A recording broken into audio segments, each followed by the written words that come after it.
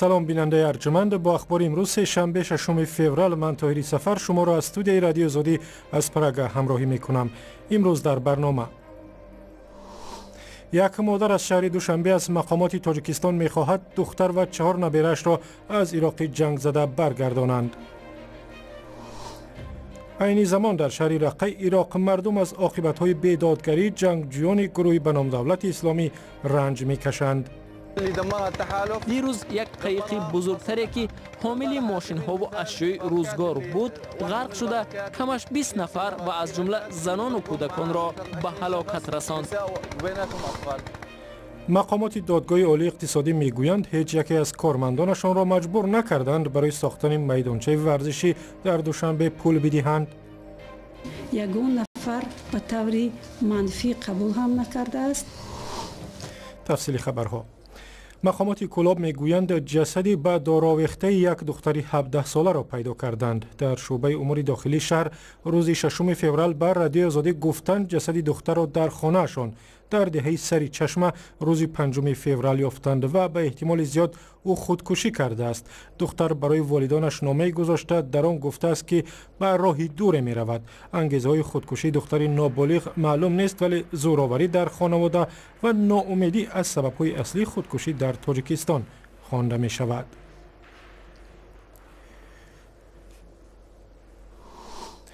سازمان بین المللی صلیب سرخ یک زن تاجیک را با 4 فرزندش در عراق پیدا کرده و نامه او را به خویشاوندانش در دوشنبه رسانیده است. نامه زهرا خالوه را روز 16 ینور به مادرش سبزگل کمالوه رسانیدند و حالا این مادر امیدوار است که دخترش را برمیگردانند.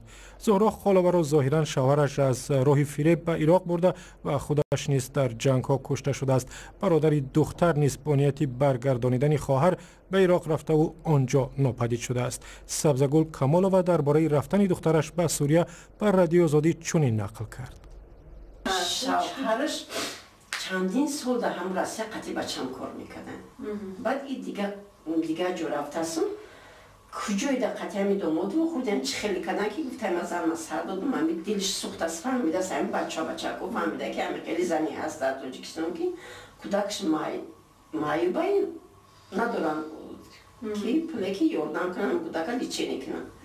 یک گفتم من خودم لیچینی میکنم. این مسکوا برده بود 9 ماه در مسکوا نگاه کرده که من 8 ماه 9 ماهی که در اونجا ایستادم و ما اچرت موندگی ما امیدم بود که کودکا نگاه میکنن. این کودک مایوبا نگاه میکنن. گفتم همین خیلی دخترم خرسند بوده شوهری کردگیش که چه بچه نغزه مرا خشرو نگاه میکنن. شوهر دیمش همین شوهر دیمش مرا گپی گندل نمیگه، مرا عذاب نمیته، مرا نمیزنه و چند کودک مرا نوازش میکنن. گفته همین بیاگون نسبت همین بچه گون که باید گپی بنده نمیگفتن باشم میگون وقتی میگو بچه مرا عذاب میته من ممکن روی نمیکردم بچه دختر چما ترکیه گفتن خیلی سرایی کردگی من کار میکنم در اونجا 15 روز کار میکنم 15 روز دام میگیرم گفتگی خیلی شده رفت شما این بچه‌تونه که بیا به قول داماد یافته بود برای شما هیچی سرزنش نمیکردید که سرزنش میکردم ممکن عربی سرزنش ما بچه گریخه چی میگفتین شما که یافتید؟ همین یافتگی خطر میگفتن داماد یافتگی دختر من گردونده بیار که دختری من گردونده خانه بیار میگفت از همین امیدی من که دختر من گردونده بیار میگفت و دیگر من دعیده هیچ ارزو حواس ندارم ارزو دارم که کودکان نکشته بیاره. وقتی پسرتون رفت بعد شاید پشیمان شدید که چرا کم گفتم نمیگفتم. مقامات تاجیکستان میگویند برای بازگردانیدن آنهایی که فریب خورده به سوریه و عراق رفتند تلاش میکنند، هرچند آوردن آنها کاری آسان نیست. به گفته مقامات تاکنون بیشتر از 1000 شهروند کشور به سوریه و عراق رفتند و صدها نفرشان در آنجا کشته شدند. گزارش کامل به زودی در این باره در وبسایت رادیو آزادی نشر می شود. و در عراق عذابی که مردم شهر رقه از دست جنگجویان گروه داعش کشیدند حالا هم تمام نمی شود. شهرها از حضور خود جنگجویان پاک شدند ولی عاقبت‌های بیدادگری آنها در رقه هنوز هم عیان است.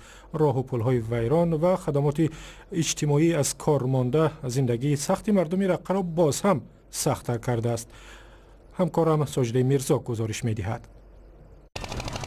برای بسیار ساکنان شهر رقه پایتخت پیشین گروه تندرو دولت اسلامی گذشتن از رود فرات به مشکل روزمره تبدیل شده است. چند ماه پیش در جنگ ها برای پاکسازی رقه از جنگجویان تمام پلهای این شهر ویران شد. جنگیان گروه تندروی دولت اسلامی رقه را سال 2014 اشغال کردند و آن را پایتخت خلافتشان اعلان نمودند. کوچه های مرکزی رقه به مکان گشت یا پردهای نظامی پردبدبه دیگیش تبدیل شد. ماه اکتبر سال 2017 ائتلاف بین المللی تحت رهبری ایالات متحده آمریکا در پی عملیات 4 ماهه رقه را از جنگجویان آزاد کرد، ولی در جنگ های مسلحانه زیربنای این شهر سوریه کاملا ویران شد. ابو احمد سویری مجبور است برای تعمیر خانه‌اش هر روز از رود فرات گذرد.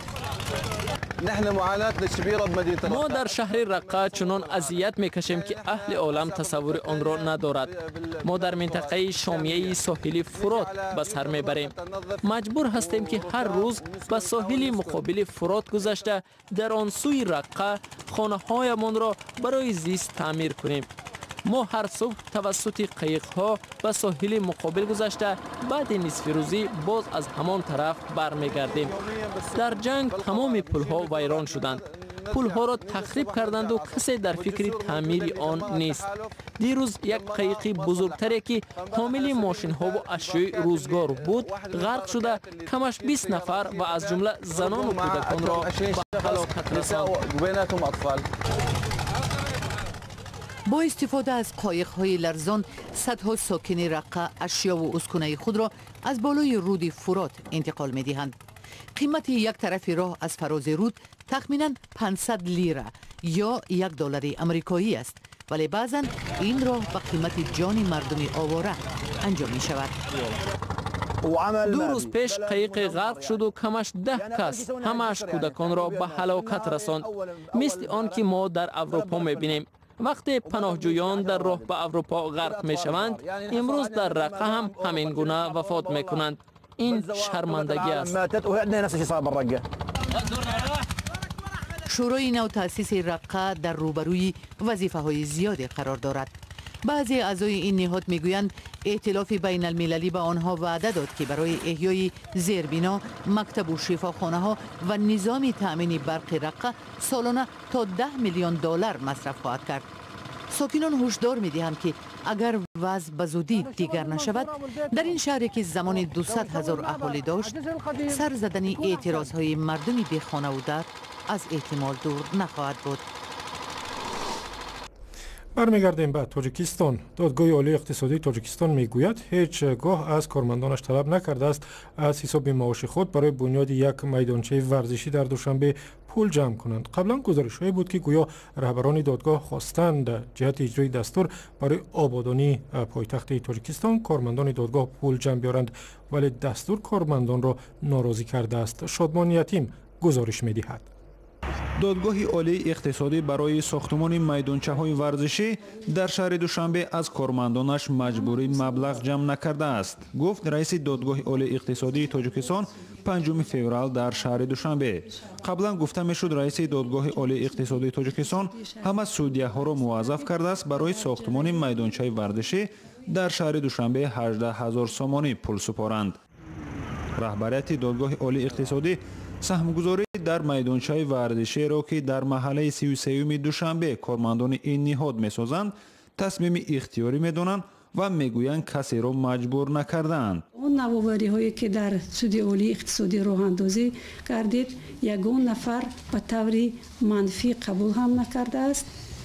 مسئولان دادگاه عالی اقتصادی پهن کردن خبرهای آخر را به ادامه بحث‌های مربوط می‌دانند که بعد تعیین مولوده قلندرزاده به حیث رهبر این دادگاه در رسانه‌ها نشر شدند. در یک نامه‌ای که چندی از کارمندان سود عالی اقتصادی که به عنوان رئیس جمهوری تاجیکستان نوشتند، از شیوه کار رئیس تازه تعیین انتقاد کردند. در دادگاه عالی اقتصادی بر رادیوی آزادی گفتند که مقامات حفظ حقوق این شکایت‌ها را تحقیق کرده است. تو به امروز من ناراضگی یگان کارمند را بی واسطه احساس نکردم. یک گروه 12 نفره که کارمندان سود عالی اقتصادی گفته میشوند در یک مکتوب خود به عنوان رادیوی آزادی نوشتند کارمندان اختیاری سهم میگذارند. در حال ساختمان میدانچه ورزشی از طرف دادگاه عالی اقتصادی مورد بحث رسانه‌ها قرار گرفت که با تعیین رستم امامعلی به سمت رئیس شهر دوشنبه، حکومت تاجیکستان به تصویب یک قرار 48 وزارت و اداره ها را موظف نمود که در شهر دوشنبه میدانچه های ورزشی بنیاد کنند. سال گذشته در دوشنبه بیش از 70 میدانچه ورزشی بنیاد شده است. ساختمان قسمی از چنین میدانچه ها حالا ادامه دارند. شادمان یتیم، رادیوی آزادی، دوشنبه. خبر دیگر هم به ورزش ربط میگیرد و بار اول در تاریخ تاجیکستان روز 5 فوریه جام قهرمانی جهان عاید به فوتبال را به دوشنبه آوردند. جام طلایی را برای تماشا در قفس مخصوص شیشگی در کاخ باربد گذاشتند. جام تا آغاز مسابقات قهرمانی جهان در روسیه در تابستان امسال 50 کشور را سیر میکند و به مسکو برمیگردد. گزارش کامل را در این باره در وبسایت azadi.org یا کانال آزادی ویدیو در یوتیوب تماشا کنید.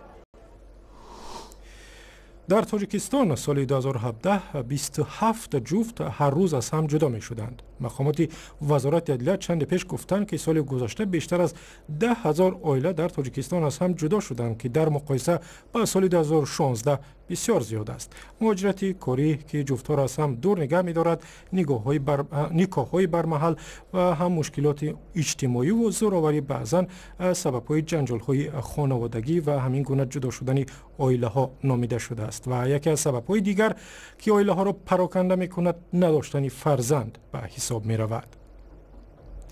ولی در تاجیکستان در 5 سال گذشته ده‌ها عائله مشتاق فرزند از هم جدا نشدند و بعد سالهای زیاد صاحب فرزند شدند به شرافت اصولهای نوی طبابت و از جمله باردارکنی صنعی.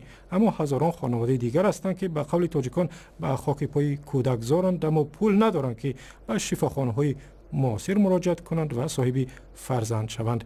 گزارش تلویزیون نسته شفره را همکارم مومن احمدی تقدیم می‌کند. باردارکنی صنعی را در تاجیکستان فقط در یک شفاخانه انجام می‌دهند. به شرافت باردارکنی صنعی در 5 سال گذشته 150 کودک تولد شده است. ما هم مدتی قریب 13-14 سال فرزنددار نبودیم. ایران رفتیم، خیتای رفتیم، چند جای دیگر رفتیم، طبابت کردیم، نشید. بعد آمدیم همین مرکز طبی نسل جمهوری تاجیکستان طبابت گرفتیم 5 ماه. خدا رو شکر اینا دوگانه حسن حسین داریم. چند سال فرزنددار نشده؟ 7-8 سال. در این مدت چیکار کرده؟ طبابت گرفتم ولی نشد. برای همین اینجا آمدیم. در اینجا نه همه زنها را به طور صنعی باردار میکنند. اول معالجه میکنند تا از راه طبیعی حامله شوند. اگر نتیجه نداد اصول صنعی باردارکنی را استفاده میبرند. ما اول تشخیص میکنیم و با نظر داشتن نتیجه های تشخیص اصول مناسبی را انتخاب میکنیم که به بیماران کمک کند. قیمت معالجه هم با نظر داشت بیماری است. اصول های باردارکنی از 2 تا 5,000 دلار را تشکیل میدهد. شانس باردارشوی بیمار تقریباً به 38% میرسد. متاسفانه مردم ما پول زیاد ندارد و ما همیشه وضع آنها را به نوبت میگیریم و گذشت میکنیم. اگر باردارکنی 2 بار نتیجه نداد ما فقط خرج دارو و لوازمات را میگیریم. برای کاری طبیبان نه همه جفت‌های بی‌فرزند در تاجیکستان پول معالجه در این شفاخانه را دارند. اما بنا به آمارها در تاجیکستان تقریباً 12% جفت‌ها مشکل بی‌فرزندی دارند. پایین آوردن قیمت باردارکنی صنعی مشکل است چون دارو و لوازمات را از خارج می‌آورند. من حالا آمار آوردن نمی‌توانم چون که متاسفانه بسیاری ها به سبب مشکلات گوناگون اجتماعی به ما مراجعت نمی‌کنند. آنهایی که پیش ما می‌آیند قبول می‌کنیم. هیچگاه نگفتیم که دستمان نمی‌رسد. هرچند در شفاخانه دستشان به همه احتیاجمندان می‌رسد ولی رهبریت نیت دارند در شهرهای بزرگ کشور شعبه باز کنند. چون که احتیاج به سفر و زندگی در دوشنبه از بین می رود و قیمت باردارکنی صنعی پایین می آید و ممکن است شانس احتیاجمندان کم بضاعت برای یافتن فرزند بیشتر شود. برنامه امروز به پایان رسید. اخبار بیشتر در وبسایت azadi.org. خدا نگهبان شما.